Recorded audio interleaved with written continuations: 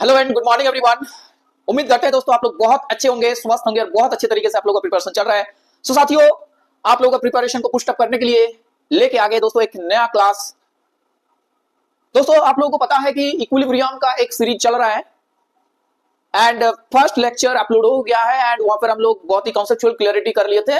Physical equilibrium, types of equilibrium क्या क्या है, एंड इस वीडियो में दोस्तों हम लोग बात करेंगे फिजिकल इक्विलिब्रियम का ही कुछ इंपॉर्टेंट एस्पेक्ट्स।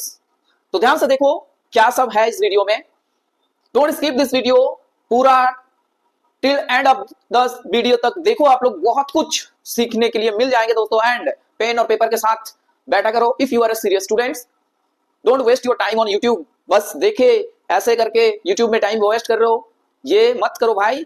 टाइम बहुत प्रीशियस है, हर एक जीवन, हर एक लाइफ के लिए दोस्तों, हर एक मनुष्य के लिए टाइम बहुत कीमती चीज है। तो इसे सही जगह इस्तेमाल करना सीखो। बात समझ में आ रहा है? तो एक पेन और पेपर ले लो और पूरा एकदम एक हेल्दी माइंड के साथ बैठो और समझो क्या चीज सिखाया जा रहा है और क्या चीज हो रहा है एक्चुअल में। आप लोग कॉन्सेप्ट नहीं होता, इसी वजह से डर रहता है बच्चों के बीच में कि क्या हो रहा है, केमिस्ट्री इतना टफ है, ये इक्विलिब्रियम नहीं समझ में आता है। एक्चुअल में बेसिक फाउंडेशन ही आप लोगों का वीक है, इसीलिए ये हालत होता है। एग्जाम में एक भी सवाल नहीं बनता, पेपर में एक भी सवाल नहीं बनता। इसीलिए बच्चों क्या है कि बहुत ही प्यार से एकदम फुल डेडिकेशन के साथ भाई पढ़ाएंगे।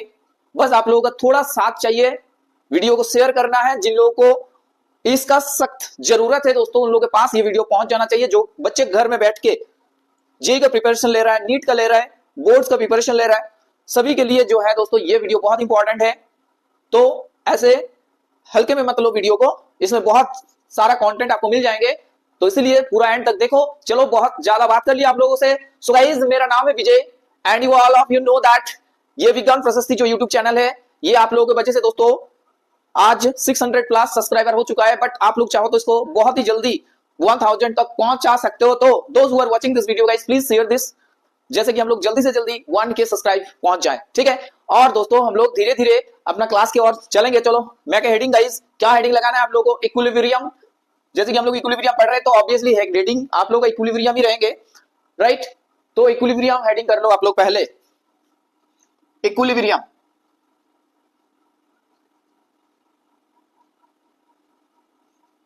इक्विलिब्रियम तो बहुत सारी चीजें बात कर लिए थे, बट कहां से स्टार्ट करें हम लोग दोस्तों? Irreversible reaction and reversible reaction कब कैसे होंगे, क्या कंडीशन होगा तब एक रिएक्शंस रिवर्सिबल होंगे और इरिवर्सिबल होंगे। तो जैसे कि आप लोगों को पता है, जो प्रेसिपिटेस रिएक्शन क्लास 10 में पढ़ के आए हो आप लोग, प्रेसिपिटेशन रिएक्शन बेरियम क्लोराइड के साथ सोडियम सल्फेट, इस टाइप का रिएक्शंस पढ़ के आए हो कि नहीं बताओ?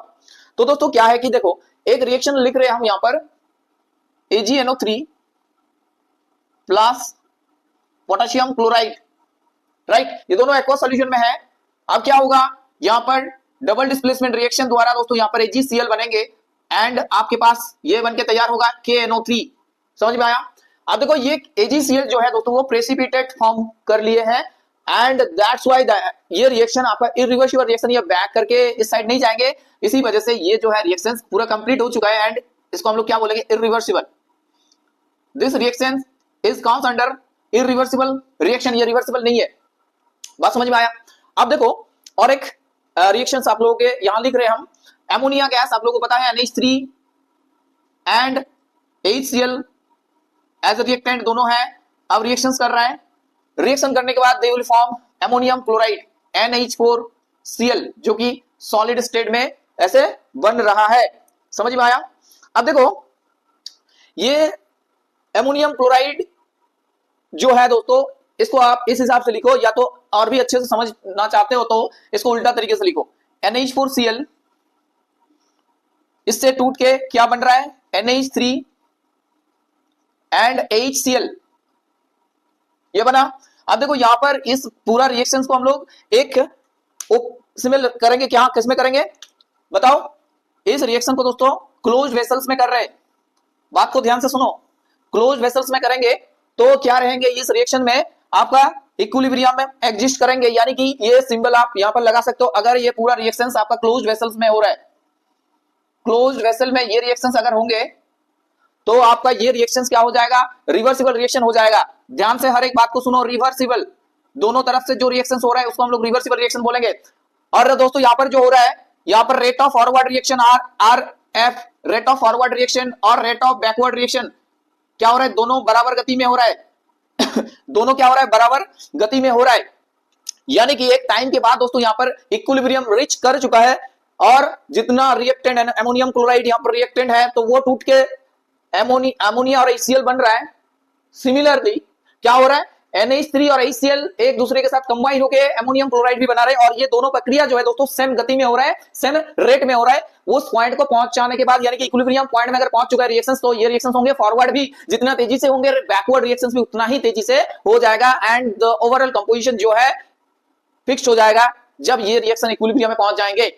अब देखो इक्विलिब्रियम में पहुंचने के टाइम दोस्तों कुछ इंपॉर्टेंट क्राइटेरिया वहां पर होता है, थर्मोडायनामिक चैप्टर में हम लोग पढ़ के आए हैं ऑलरेडी। अगर दोस्तों यहाँ पर गिब्स फ्री एनर्जी का चेंज अगर आप लोग मेजर करोगे delta G at constant temperature and pressure, तो क्या मिलेंगे, यहाँ पर 0 मिलेगा।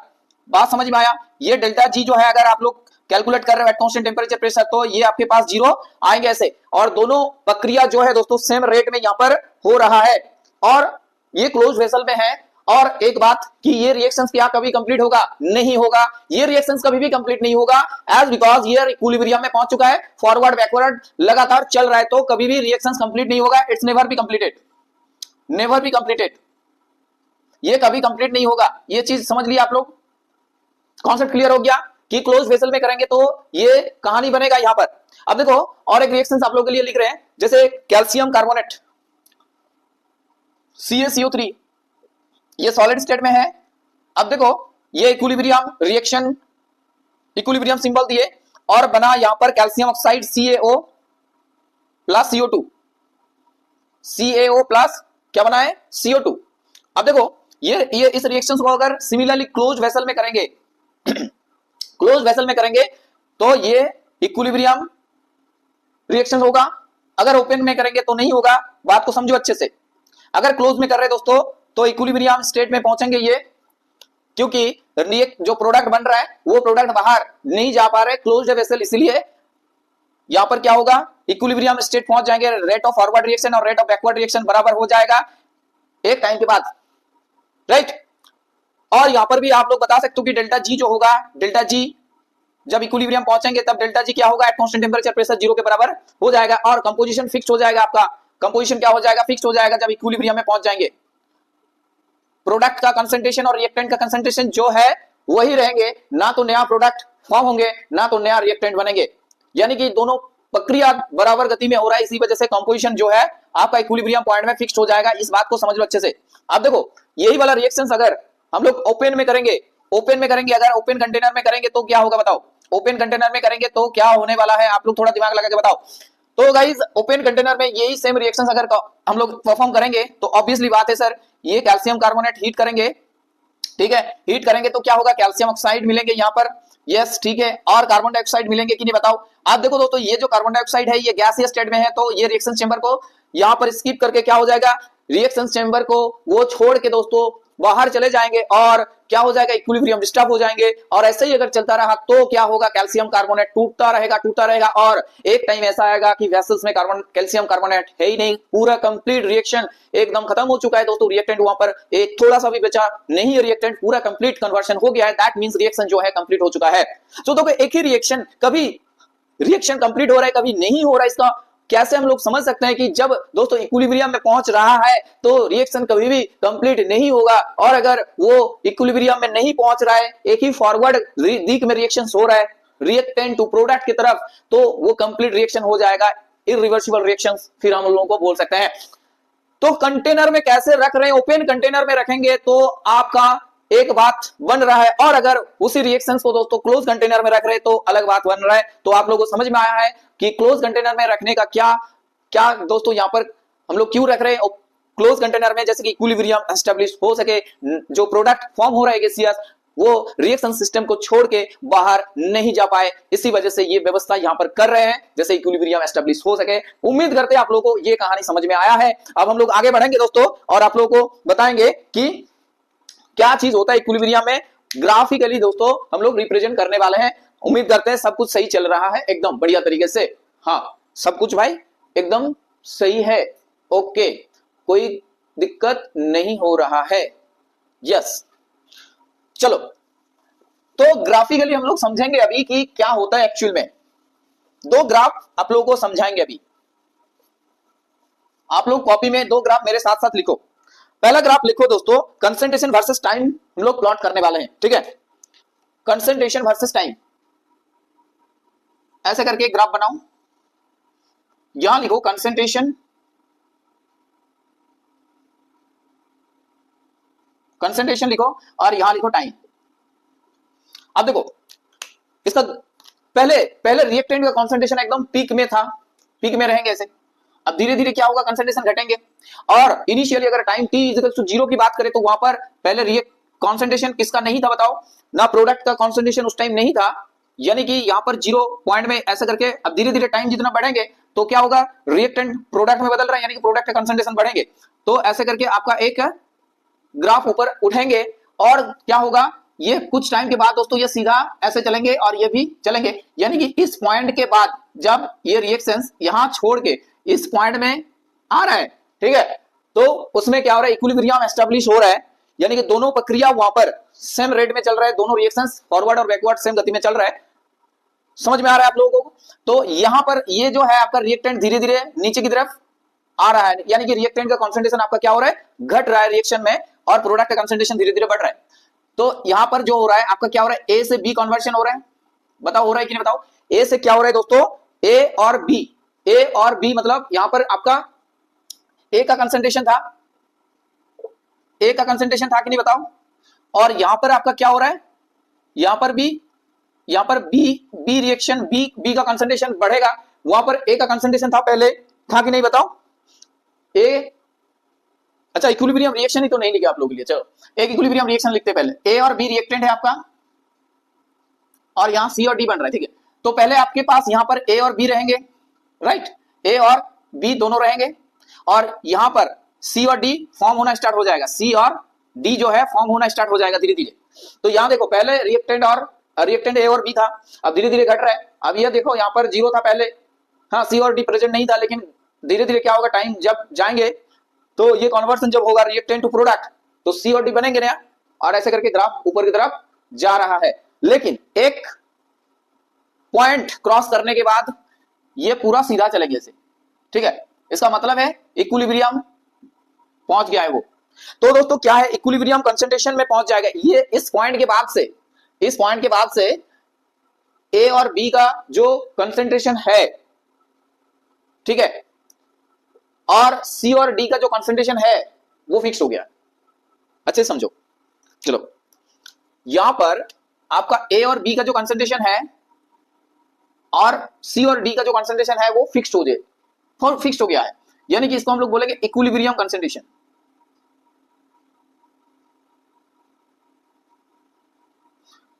इक्विलिब्रियम कंसंट्रेशन तो ये कब हो रहा है बताओ, जब ये रिएक्शन हाँ ये पॉइंट में क्रॉस करे, यहां से यहां जा रहा है जब, तो ये वाला पूरा इक्विलिब्रियम कंसंट्रेशन है। ए और बी फिक्स हो गया है, बी और सी और डी भी फिक्स हो गया, नया ना तो कुछ बन रहा है ना तो कुछ नया उस साइड जा रहा है, फॉरवर्ड बैकवर्ड की तरफ, ठीक है। अब देखो और एक ग्राफ बनाते हैं आप लोग के लिए। यहां पर हम लोग रेट ऑफ रिएक्शंस के हिसाब से ग्राफ को प्लॉट करेंगे, रेट ऑफ रिएक्शंस के हिसाब से ग्राफ को प्लॉट करेंगे। तो ये कुछ इस तरह होगा, यहां पर ग्राफ बनाते हैं, यहां बनाते हैं, देखो तो ये है आपका रेट ऑफ रिएक्शन और ये आपका टाइम। देखो पहले टाइम जब 0 था, t इक्वल्स टू 0,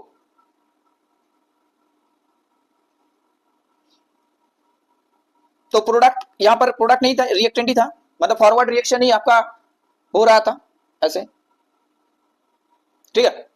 अब जब टाइम आगे बढ़ने लगा, रिएक्शन स्टार्ट हो गया है, सो धीरे धीरे क्या होगा, आपका प्रोडक्ट भी बनना स्टार्ट हो जाएगा ऐसे। ये प्रोडक्ट का ग्राफ है,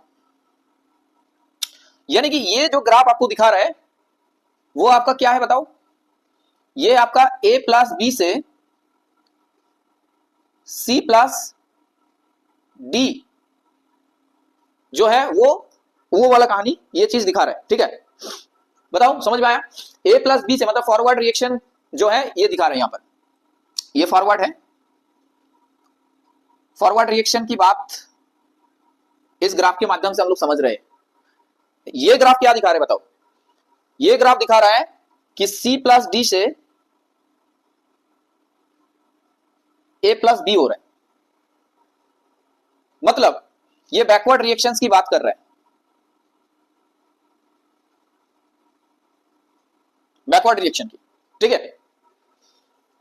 तो रेट ऑफ रिएक्शंस के हिसाब से अगर हम लोग लिखें इसको time versus rate of reaction, तो ग्राफ इस टाइप का आएगा। ये चीज किसको दर्शा रहा है बताओ? A प्लस बी से C प्लस डी जा रहा है उस रिएक्शन को, और ये जो नीचे से ऐसे आ रहा है ऊपर, ये कौन सा रिएक्शंस को दर्शा रहा है बताओ? C प्लस डी से A प्लस बी हो रहा है उस चीज को। हाँ, तो एक तो इस साइड हो रहा है और एक हो रहा है इस साइड, ये फॉरवर्ड है और ये आपका बैकवर्ड। जब ये दोनों एक दूसरे के साथ मर्ज कर रहे हैं, एक पॉइंट में आके देखो, ये दोनों क्या हो रहा है, एक दूसरे के साथ मर्ज कर लिया, यानी कि ये पॉइंट के बाद ये क्या होगा, सीधा चलेंगे इसे। ये पॉइंट के बाद ये पूरा ग्राफ जो है पूरा एक साथ मर्ज हो गया और सीधा चलेंगे, यानी कि यहां पर रिएक्शन जो रेट है वो समान हो गया।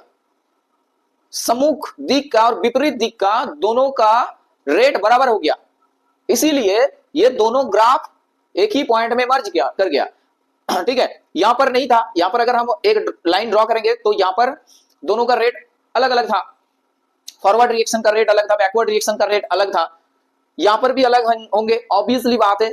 इन दिस पॉइंट क्या होगा, अलग होंगे। बट जब इस पॉइंट में आ गए हम लोग, तो क्या हुआ, दो ग्राफ एक दूसरे के साथ मर्ज कर गया दोस्तों, मर्ज कर गया, और दोनों ग्राफ अभी एक लाइन बन गया, that is parallel to the time axis, right, parallel to the time axis के साथ चलेंगे ऐसे। और ये आपको कौन सा चीज दर्शाएंगे, A प्लस बी से C प्लस डी, यानी कि इक्विलिब्रियम में ये पहुंच गया है। तो दोनों ग्राफ दोस्तों बहुत अच्छे से स्टडी करो, आप लोग समझो कि क्या चीज हो रहा है भाई। पहला वाला ग्राफ जो है कंसंट्रेशन वर्सेस अगर टाइम का प्लॉट करोगे तो आपको इस हिसाब से मिलेंगे। पहले कंसंट्रेशन A और B का देखो, यहां पर रिएक्टेंट है ये लोग, तो पहले बहुत ज्यादा था, धीरे धीरे कम रहा है। उसके बाद एकदम इनिशियल पॉइंट में अगर हम लोग देखेंगे तो प्रोडक्ट नहीं था, जीरो था, बट धीरे धीरे क्या हुआ, प्रोडक्ट फॉर्मेशन होना स्टार्ट हो गया। तो ये C और D को दर्शाएंगे जिसका कंसंट्रेशन धीरे धीरे बढ़ रहा है। अब देखो क्या होगा, जब एक पॉइंट के जब ये वाला पॉइंट जब क्रॉस कर लेंगे तो एक इक्विलिब्रियम कंसंट्रेशन वहां पर एस्टेब्लिश होगा, रिएक्टेंट और प्रोडक्ट के बीच में दोनों का कंपोजिशन आपका क्या हो जाएंगे, फिक्स्ड हो जाएंगे वहां पर।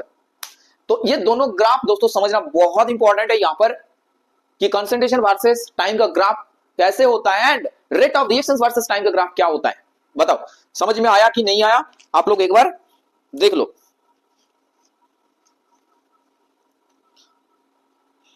अब देखो दोस्तों, हम लोग बात करेंगे केमिकल इक्विलिब्रियम का जो नेचर है, वो क्या क्या नेचर आप लोग बता सकते हो केमिकल इक्विलिब्रियम का। केमिकल इक्विलिब्रियम,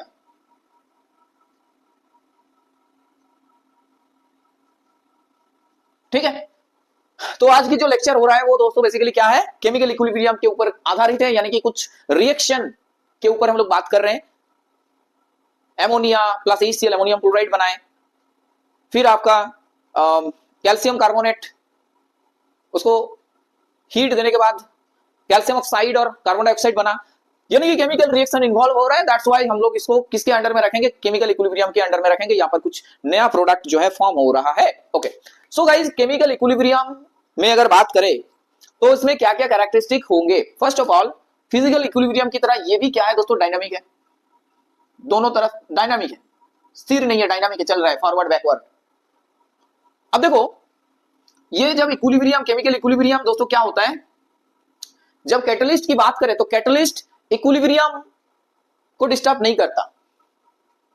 इक्विलिब्रियम का जो कंपोजिशन होता है उसको दोस्तों डिस्टर्ब नहीं कर सकता, स्टेट ऑफ इक्विलिब्रियम को अल्टर नहीं कर सकता। कैटलिस्ट अगर आप लोग यूज करते हैं किसी भी रिएक्शन में, मान के चलो, तो क्या होगा, रिएक्शन फर्स्ट होता है थोड़ा, लेकिन इक्विलिब्रियम स्टेट को अल्टर नहीं कर सकता। इस पॉइंट को अच्छे से आप लोग समझ लो कि एक कैटलिस्ट जो होता है, catalyst can't alter the state of equilibrium.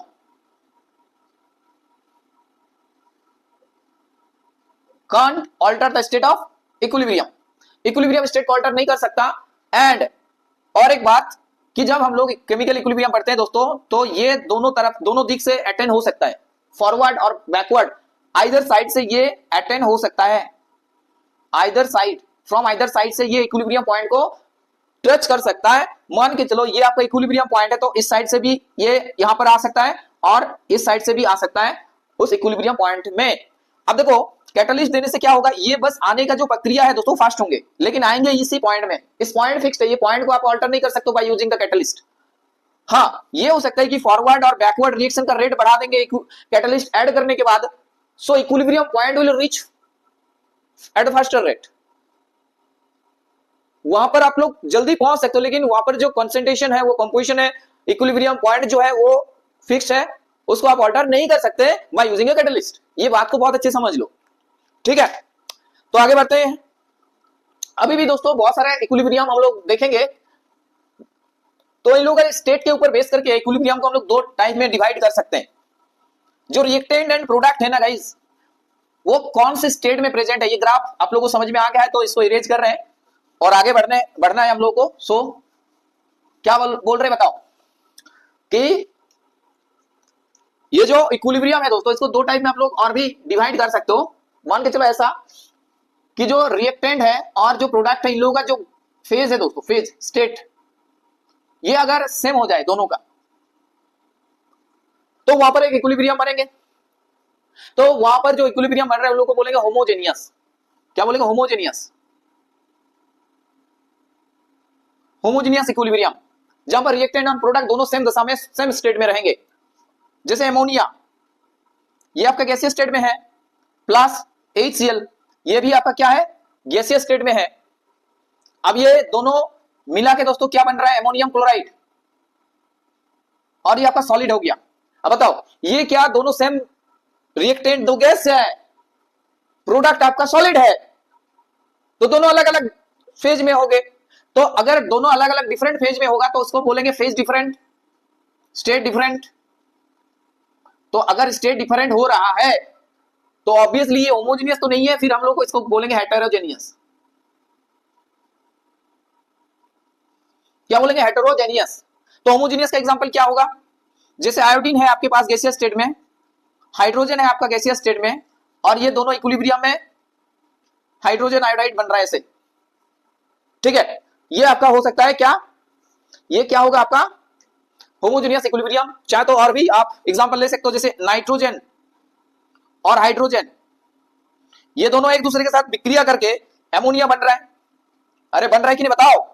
देखो यहां पर भी गैस है, ये भी गैस है, ये भी गैस है, मतलब तीनों का तीनों रिएक्टेंट और प्रोडक्ट दोनों साइड सेम दशा में है, ये लोग फेज सेम है. इसका मतलब है ये होमोजेनियस इक्विलिब्रियम के अंडर में आएंगे.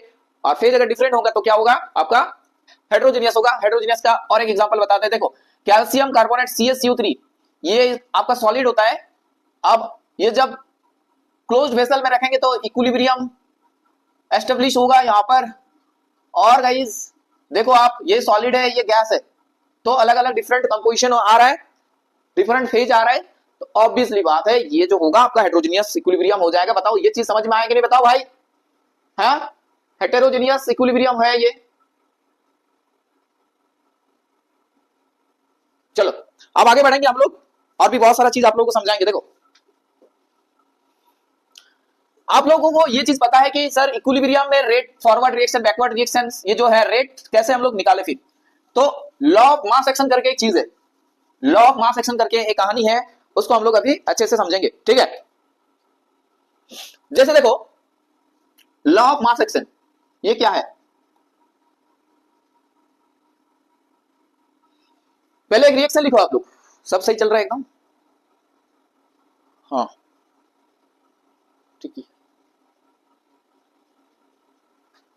देखो A प्लस B से C हो रहा है, तो यहां पर अगर हम लोग रेट कैलकुलेट करें, रेट, तो रेट आपका होता है प्रोपोर्शनल कंसेंट्रेशन ऑफ A. जब आप रेट मेजर कर रहे हो, मान के चलो जिस टाइम में रेट मेजर कर रहे हैं तो उस टाइम ए का कॉन्सेंट्रेशन क्या है उसके ऊपर डिपेंड करेंगे rate and concentration of B, ये चीज ठीक है। तो ये होता है आपका rate of mass action, law of mass action. अब यहां पर एक कांस्टेंट आता है concentration of A, concentration of B, ये दोस्तों एक कांस्टेंट है ठीक है। ये क्या है कांस्टेंट, एक इक्विलिब्रियम कांस्टेंट। कैसे आएंगे हम लोग अभी देखेंगे। Different type of equilibrium constant है, उसको अलग अलग टर्म्स में रिप्रेजेंट किया जाता है, कभी कंसंट्रेशन, कभी प्रेशर, कभी मोल फ्रैक्शन, ऐसे राइट। तो देखो ये अगर फॉरवर्ड रिएक्शन के लिए हो रहा है तो ये जो रेट कांस्टेंट होगा ये फॉरवर्ड रिएक्शन के लिए होगा राइट। तो यहां पर मान के चलो ये फॉरवर्ड रिएक्शन के लिए हो रहा है तो K1 हो, तो ये आपका K1 हो गया। ये बात समझ लिए आप लोग।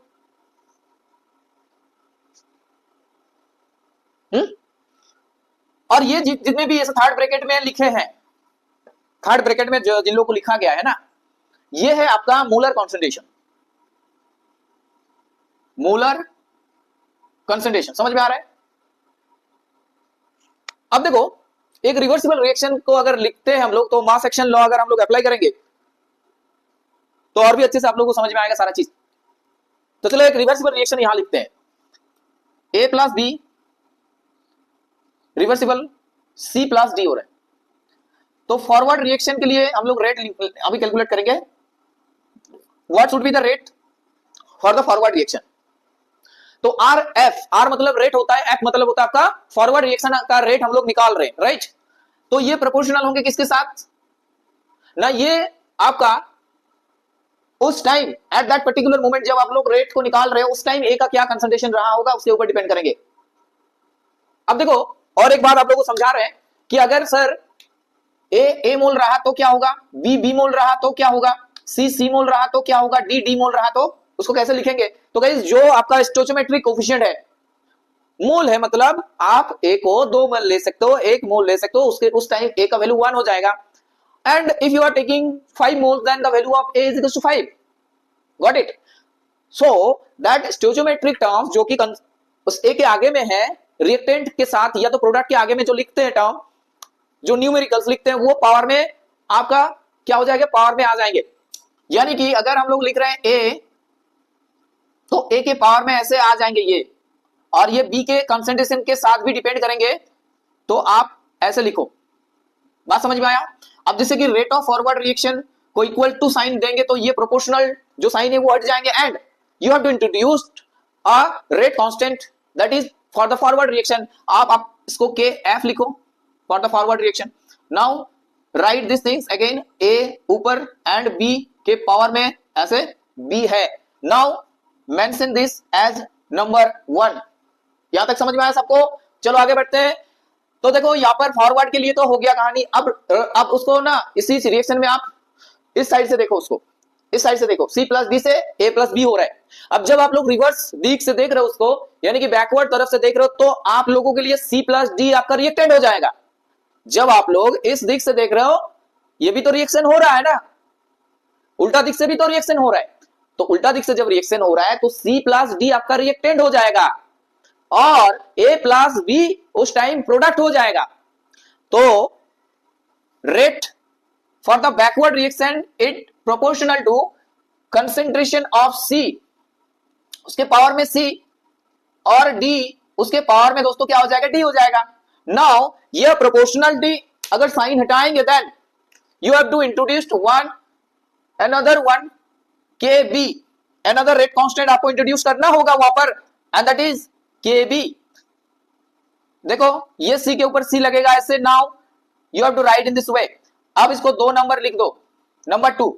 अब बताओ जब इक्विलिब्रियम होता है तो हम लोग क्या लिखते हैं बताओ, कि सर ये लिखा जाता है कि rate of forward is equal to rate of backward, यानी कि यू कैन राइट RF बराबर RB। क्या लिख, RF बराबर क्या होता है, RB होता है। इस बात को समझ लिए आप लोग। Now substitute in place of RF, ये वाला कहानी लिखो। एंड आफ्टर दैट आरबी के प्लेस में आप यहाँ ये चीज लिखो, कोई दिक्कत नहीं होगा दोस्तों, आराम से हम लोग स्टेप वाइज जा रहे हैं तो आप लोग आराम से सीख सकते हो। देखो तो आरएफ के प्लेस में ये के एफ लिखेंगे, के एफ इंटू क्या लिखेंगे, ए बी।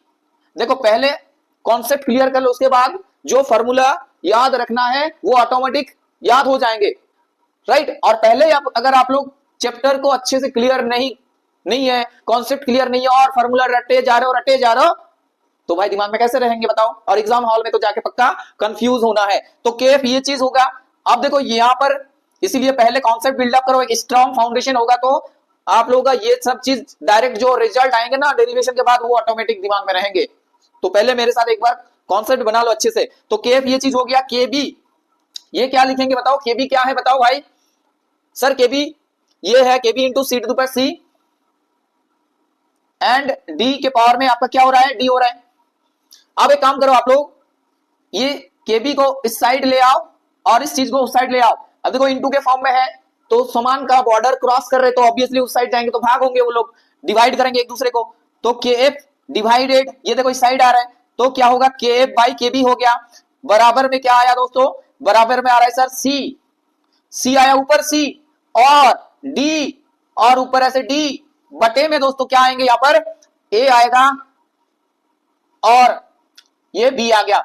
अब देखो ये जो रेशियो है ये किस चीज का रेशियो है ना, ये रेशियो है sir rate constant for the forward reaction and rate constant for the backward reaction, बस यही तो है ये रेशियो। एंड इस रेशियो को हम लोग क्या बोलेंगे, इक्विलिब्रियम कांस्टेंट। ये जो रेशियो आपको दिख रहा है यहाँ पर, ये रेशियो आपको क्या बोलेंगे, इस रेशियो का नाम दिया जाता है दोस्तों इक्विलिब्रियम कांस्टेंट के इक्विलिब्रियम। ये आपका इक्विलिब्रियम कांस्टेंट है। और जैसे कि आप लोग मोल पर लीटर यानी कि मोलर कंसंट्रेशन यूज किए हैं, एंड दैट्स व्हाई दोस्तों ये के इक्विलिब्रियम को हम लोग केसी से रिप्रेजेंट करेंगे। तो केसी आप किसी भी रिएक्शन के लिए बहुत ही आसान तरीके से बहुत ही अच्छे से रिप्रेजेंट कर सकते हो, आप लोग लिख सकते हो। ध्यान देने वाली बात यह है कि अगर ये ए आपका सॉलिड हो जाए, ये ए आपका सॉलिड हो जाए या तो बी आपका लिक्विड हो जाए प्योर, तो क्या होगा दोस्तों, इन लोगों का एक्टिविटी आपका 1 हो जाएगा, कॉन्सेंट्रेशन का चेंज वहां पर नहीं होगा। एंड दैट्स व्हाई सॉलिड के केस में एंड प्योर लिक्विड के केस में दोस्तों क्या होगा, उन लोगों को हम लोग 1 मान के चलेंगे। इस बात को ध्यान देना है। ओके चलो, तो कोई भी एक रिएक्शन के लिए आप लोग इस चीज को लिख सकते हो। जैसे कि आप लोगों के लिए एक रिएक्शन हम यहां पर लिख रहे हैं, NH3 आपका यहां पर है प्लस हाइड्रोजन, अच्छा NH3 टूट रहा है ऐसे हाइड्रोजन प्लस नाइट्रोजन में, ठीक है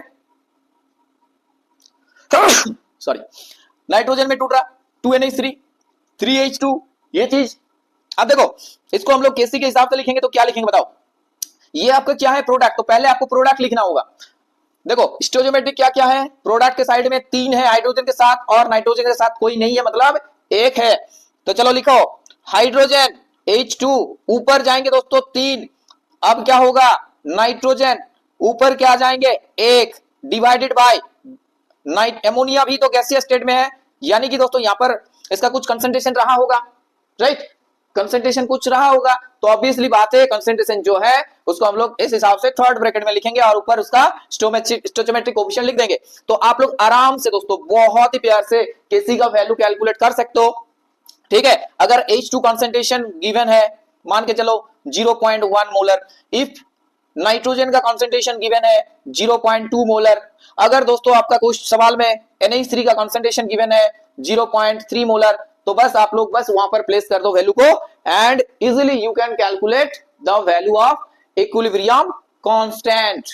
बात समझ में आया कि नहीं आया बताओ। तो केसी तो सर हम लोग समझ लिए। अब यहां पर और एक रिएक्शन आप लोगों के लिए लिख रहे हैं जहां पर एक सॉलिड स्टेट होगा, तो सॉलिड स्टेट में हम लोग वहां पर उस चीज को 1 मान के चलने वाले हैं, यानी कि आपको 1 ही लेना होगा, वहां पर कंसंट्रेशन का कुछ चेंज नहीं होगा। जैसे कि बात कर सकते हैं हम लोग CaCO3 की, और ये क्लोज्ड वेसल में हो रहा है CaO solid plus CO2 gas, ठीक है। चलो कैसी अगर कैलकुलेट करेंगे तो concentration of CaO solid, concentration of CO2 gas divided by concentration of CaCO3 solid. अब जैसे कि ये सॉलिड है, ये गैस है आपका, तो अल्टीमेटली ये दोनों, ये CaO भी सॉलिड है तो इसका एक्टिविटी 1 हो जाएगा, और ये भी सॉलिड है तो इसका भी एक्टिविटी 1 हो जाएगा।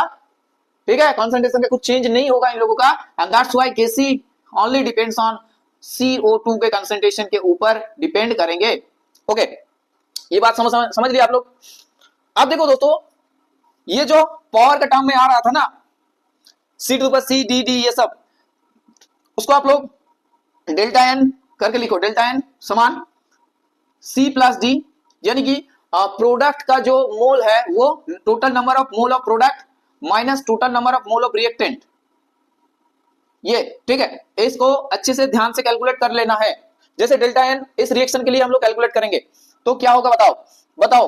देखो ये आपका प्रोडक्ट के साइड में है 3 और 1, तो यहां 3 लिखो और यहां 1 लिखो, इसको ब्रैकेट क्लोज करो, माइनस देखो रिएक्टेंट यहां पर NH3 है तो उसके साथ 2 है, तो ये क्या लिखेंगे, 2 लिखेंगे, तो क्या आएगा आपका 4 - 2 मतलब 2 आया।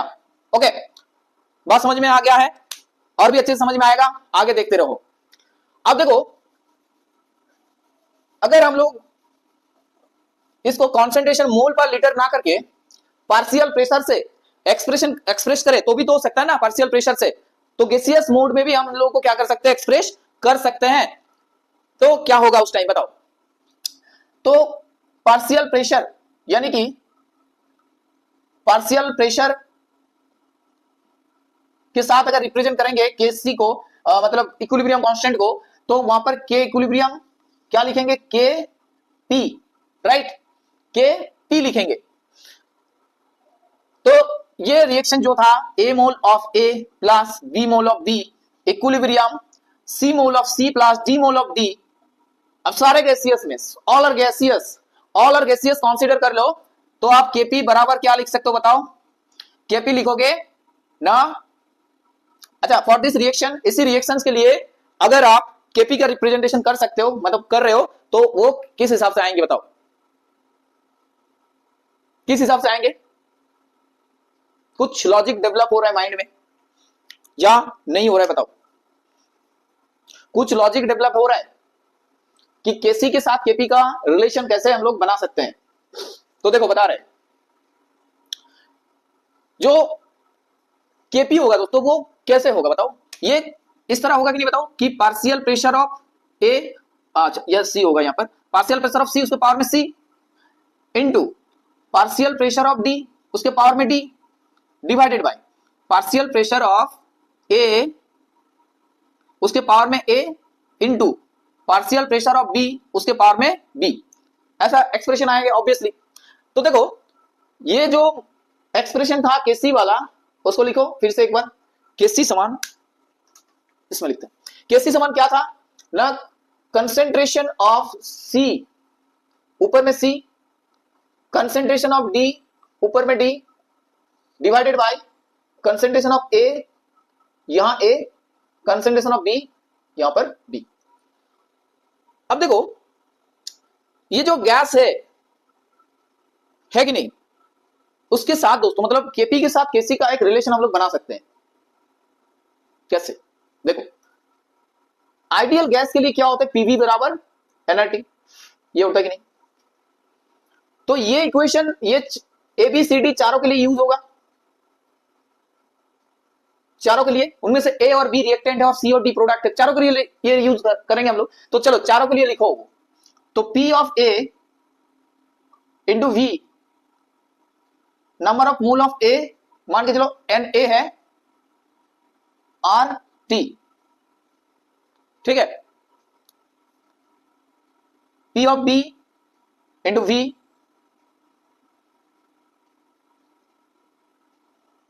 P ऑफ C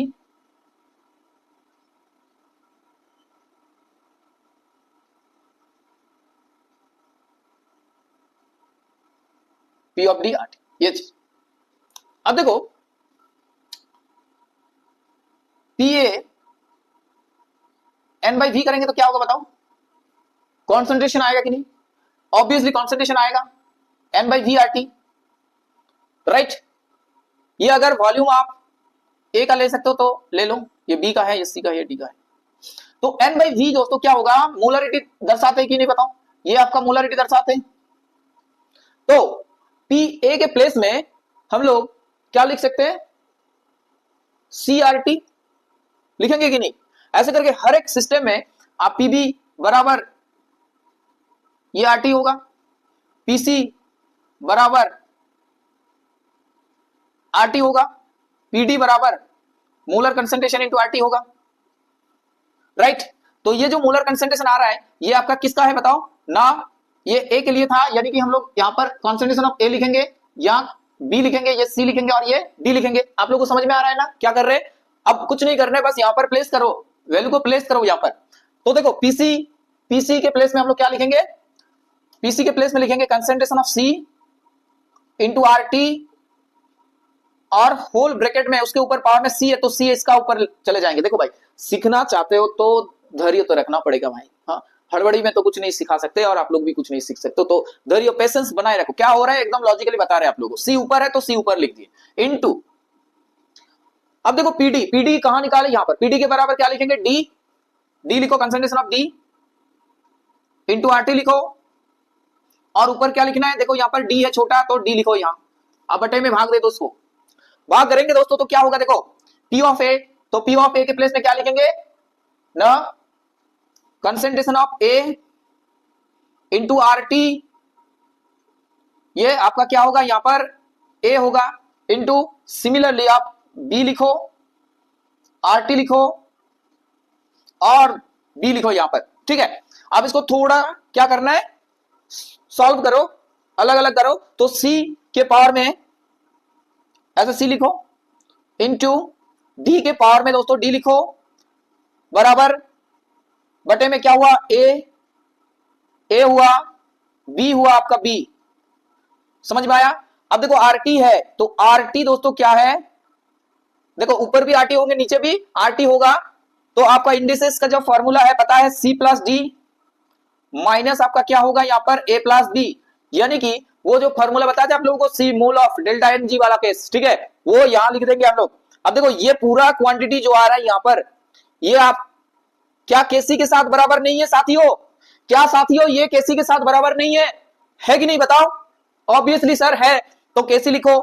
किस बात का डर है दोस्तों, किस बात का डर है कि आप यहां पर केसी नहीं लिख सकते, तो केसी तो लिख सकते सर, केसी लिख दिए चलो कोई दिक्कत नहीं है। और RT अब देखो ये डेल्टा एन लिख दो, तो चलो ये आ गया रिलेशन। अब हम लोग रिलेशनशिप में आएंगे केपी और केसी के बीच में, ठीक है। चलो क्या हुआ दोस्तों, तो केपी आया बराबर में केसी इंटू RT और पावर में डेल्टा एन।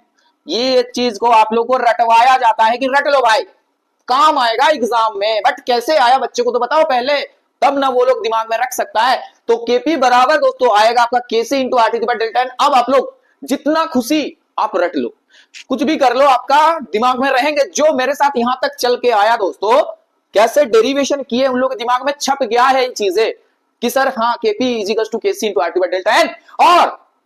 और अगर सोच रहे हो आप लोग कि इसको रट के ही हम फार्मूला लगा के वो जो क्वेश्चन आप एग्जाम में कर लेंगे, तो गलत हो, क्योंकि कॉन्सेप्चुअल क्लैरिटी नहीं रहेंगे तो आपके पास ना तो क्लियर होगा डेल्टा एन, ना तो क्लियर होगा केपी क्या है, ना तो क्लियर होगा केसी क्या है। कैसे एक इक्वेशन को लेके हम लोग इस फार्मूला को यूज करेंगे दोस्तों, तो ये आपका यूज अच्छे से पता होना चाहिए, कैसे इसको अप्लाई करेंगे हम लोग। तो एक रिएक्शन लेने के बाद आप लोगों को समझा रहे कैसे इसको अप्लाई किया जाता है। चलो एक जाना पहचाना सा रिएक्शन लेंगे एमोनिया वाला। तो आपके पास N2 है प्लस 3H2 और 2NH3। अब बताओ यहां पर डेल्टा एन कैलकुलेट कर लो। तो ये देखो प्रोडक्ट साइड में मोल कितना है, 2 है, माइनस ये रिएक्टेंट में 1 है इस साइड दोस्तों और यहां पर 3 है, तो -2 आपका यहां से आ रहा है। तो इस रिएक्शन में केपी और केसी के बीच में रिलेशन क्या होगा साथियों, ना केपी बराबर हो जाएगा सर केसी इंटू क्या होगा RT माइनस के ऊपर ये 2। अब बताओ यहां पर फॉर दिस रिएक्शन ये केपी या केसी कौन ग्रेटर है, which one is greater, KP और केसी, देखो वो भी समझ सकते हो आप लोग, यहां तक अगर पहुंच गए हो तो आगे में जाने में कोई दिक्कत नहीं होगा। तो केसी, अब देखो ये स्क्वायर में -2 है तो क्या होगा, आरटी का पावर में ये 2, मतलब केसी को आप इस चीज से भाग दे रहे हो तब जाके ये केपी के साथ बराबर हो रहा है। इसका मतलब है दोस्तों केसी यहां पर ग्रेटर है, KC is greater than KP. Clear हो गया? यानी कि केसी को कुछ पॉजिटिव क्वांटिटी से आप भाग दे रहे हो ऑब्वियसली, तो ये लार्जर है, ग्रेटर है, तब ना जाके केपी के साथ बराबर हो रहा है। अब अगर गुना करते तो अलग बात होता, अगर डेल्टा एनजी यहां पर जो है वो अगर पॉजिटिव आता तो दोस्तों वहां पर केपी बड़ा हो जाता फिर, बट यहां पर डेल्टा एन नेगेटिव आ रहा है तो आपका क्या होगा, केसी ग्रेटर होगा, केपी छोटा होगा। बात समझ में आया? अब हम लोग क्या करेंगे दोस्तों, और एक तरीका है मोल फ्रैक्शन के हिसाब से कैसे क्या होगा इक्विलिब्रियम कांस्टेंट को हम लोग एक्सप्रेस कर सकते, वो चीज अभी हम लोग सीखने वाले हैं। तो चलो मोल फ्रैक्शन के साथ दोस्तों क्या होगा रिलेशन, उसके लिए थोड़ा इरेज करना पड़ेगा हम लोगों को यहां पर। अब देखो आप लोगों को ये चीज ध्यान होगा कि सर मोल फ्रैक्शन के साथ पार्शियल प्रेशर का एक बहुत ही अच्छा संबंध है, और वो क्या संबंध है भाई, थोड़ा क्लियर कर देंगे तो अच्छा रहेगा। देखो सो मेरे दोस्त ये चीज होता है यहां पर कि पार्शियल प्रेशर पीआई बराबर होता है उस चीज का mole fraction into total pressure. ये आप एक बार देख सकते हो क्या हुआ कि मान के चलो आपके पास पी ए है तो उसका पार्शियल प्रेशर क्या होगा, पी ए होगा, ठीक है। अब उस सॉल्यूशन में दोस्तों क्या होगा, उसका मोल फ्रैक्शन क्या होगा, एक्स ए है। अब पूरा सिस्टम में दोस्तों क्या है, टोटल प्रेशर जो है आपका क्या है, पी है। बात समझ में आया? यानी कि जहां पर भी पार्शियल प्रेशर है वहां पर हम लोग एक्स ए इंटू पी लिख सकते हैं। पी आपका टोटल प्रेशर है, ये आपका पार्शियल प्रेशर है of the ith component, partial pressure